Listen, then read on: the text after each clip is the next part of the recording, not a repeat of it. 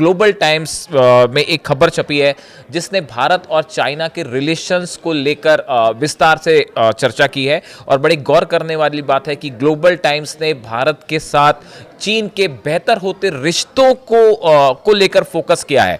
अब देखिए global times क्या कह रहा है। भारत और चीन के बीच संबंध सुधर रहे हैं।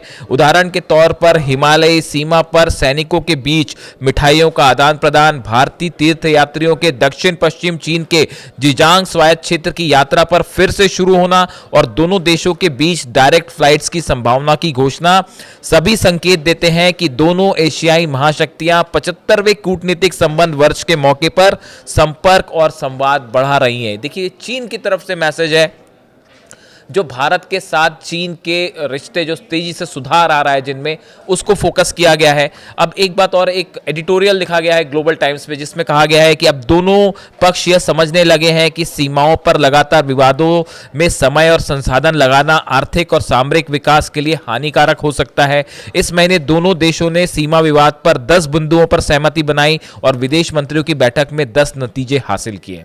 देखिए ये जो बयान है जो ग्लोबल टाइम्स की तरफ से आए वो ये बता रहे हैं कि भारत और चाइना के बीच जो चीन की तरफ से एक नई गर्मजोशी देखी जा रही है।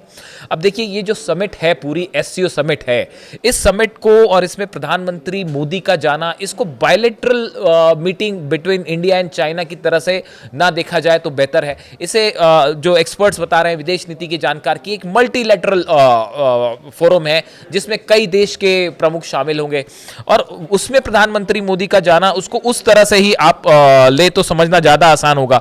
अब देखिए एससीओ के सदस्यों की अगर हम बात करें, इसमें रूस है, चीन है, भारत है, कजाकिस्तान है, किर्गिस्तान और इसके अलावा उज्बेकिस्तान, पाकिस्तान, ईरान और बेलारूस भी शामिल है।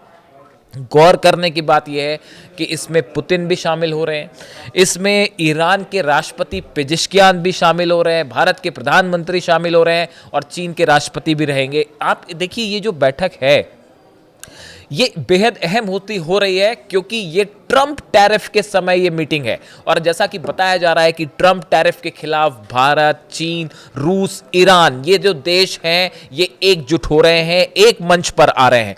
ऑयल को लेकर बड़ा जो विवाद खड़ा हुआ अमेरिका के साथ, ईरान की तरफ से भारत को ऑफर किया गया है आप हमारे से ऑयल खरीदिए, रूस से भारत ने ऑयल खरीदना जारी रखा है।